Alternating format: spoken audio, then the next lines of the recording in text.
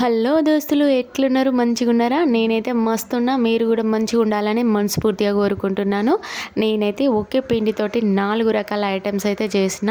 ఎట్లా చేసిన అనేది మీకు కూడా చెప్తా. ఏంటి నిజమా అనుకుంటున్నారా? అవునండి, 4 రకాల ఐటమ్స్ అయితే చేశాను. అది ఒకే పిండితోటి. చాలా బాగుంటుంది అండ్ టేస్టీగా ఉంటుంది అండ్ ఈజీ ప్రాసెస్ అండి. చాలా క్విక్గా అయిపోతాయి అవి కూడా. అందుకే ఇలా చేశాను. మనం ప్రాసెస్లోకి అయితే వెళ్ళిపోదామా?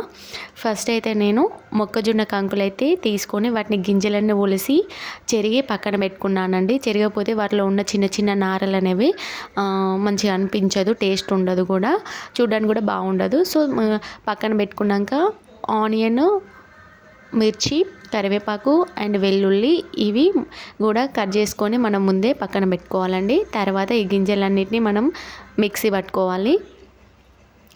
మిక్సీ అయితే మనం వాటర్ ఇల్లే వేయాల్సిన అవసరం లేదండి, వట్టిగా పడితే సరిపోతుంది.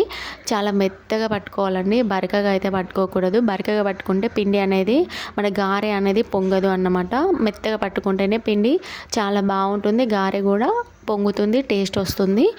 సో ఇదైతే పట్టుకొని పక్కన పెట్టుకున్నాక దాంట్లోనే మళ్ళీ కొన్ని పచ్చిమిర్చి, ఆనియన్, గార్లిక్ ఇవి ఉన్నాయి కదా, ఈ మూడింటిని కూడా అందులో వేసి కొంచెం తగినంత సాల్ట్ అయితే వేసుకొని మనం మెత్తగా మళ్ళీ మిక్సీ పట్టుకోవాలండి. వీటిని కూడా మంచిగా మిక్సీ వేసుకొని పట్టుకొని ఒక బౌల్లో పక్కన పెట్టుకోవాలి. తర్వాత నేనైతే జీలకర్ర, వాము వేసుకున్నానండి. వాము అనేది డైజెషన్కి బాగుంటుంది కదా, అందుకే వేసుకున్నాను. అండ్ నేనైతే వంట సోడా అనేది అయితే నేను యాడ్ చేయట్లేదు. మీకు ఇష్టం ఉంటే ప్లీజ్ మీరు వేసుకోండి, పిల్లలు తింటారు కాబట్టి నేను స్కిప్ చేశాను. ఆనియన్స్ కొన్ని కట్ చేసి పక్కన పెట్టుకున్నాను కదా, ఇలా పైన వేసుకొని కరివేపాకు, కొత్తిమీర వేసుకొని మనం గారె చేసుకుంటే మనకు పండుగ తాగినప్పుడు ఆ టేస్ట్ బాగుంటుందండి. ఇలా చిన్న చిన్న కట్ చేసుకొని వేసుకొని మెత్తగా పిండి కూడా కలిపి పెట్టుకోవాలి. తర్వాత మనం ఒక గిన్నెలో కొన్ని వాటర్ తీసుకొని మన చేతికి రాసుకొని మన గారెలాగా చేసుకొని ఇలా ఆయిల్ వేడయ్యాక దాంట్లో డీప్ ఫ్రై చేసుకోవడమేనండి. ఒకవేళ ఇలా రౌండ్గా రావట్లేదు అంటే మీరు కవర్ మీద కూడా వేసుకొని చేసుకోవచ్చు, వస్తుంది, చాలా బాగుంటుంది. అండ్ ఇలా డీప్ ఫ్రై చేసుకోవాలి. కొంచెం రెడ్ అండ్ బ్రౌన్ కలర్లోకి వచ్చేదాకా వేయించుకోవాలండి. ఎందుకంటే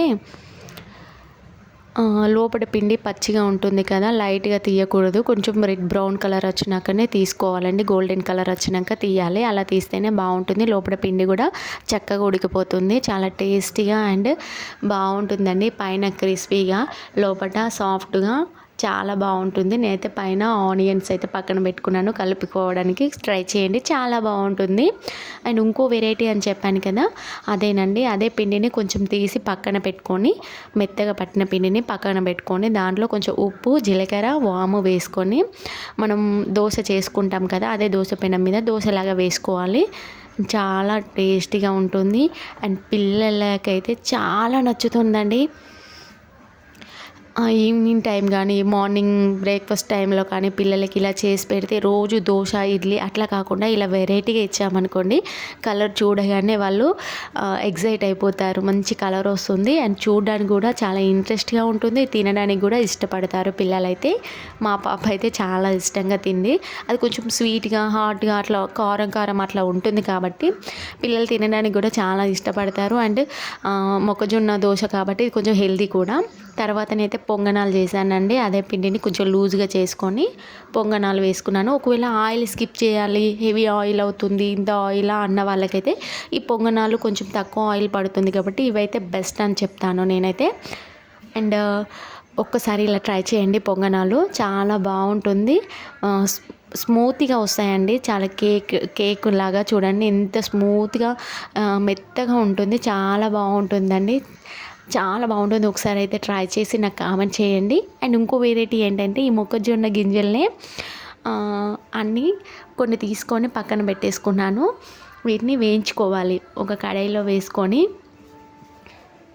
మంచిగా వేయించుకోవాలి, కొంచెం రోస్ట్ చేసుకోవాలన్నట్టు, బ్రౌన్ కలర్ వచ్చేదాకా రోస్ట్ చేసుకొని దాంట్లో కొద్దిగా 3-4 డ్రాప్స్ ఆయిల్ వేసుకొని మంచిగా వేయించుకోవాలండి. ఇలా వేయించుకుంటే కొంచెం సాల్ట్ వేసుకొని కొంచెం పెప్పర్ వేసుకొని వేయించుకోవాలి. పైన కొంచెం లెమన్ అండ్ ఆనియన్ పెట్టుకొని తింటే చాలా బాగుంటుంది. వీడియో నచ్చితే లైక్ చేయండి. Thank you.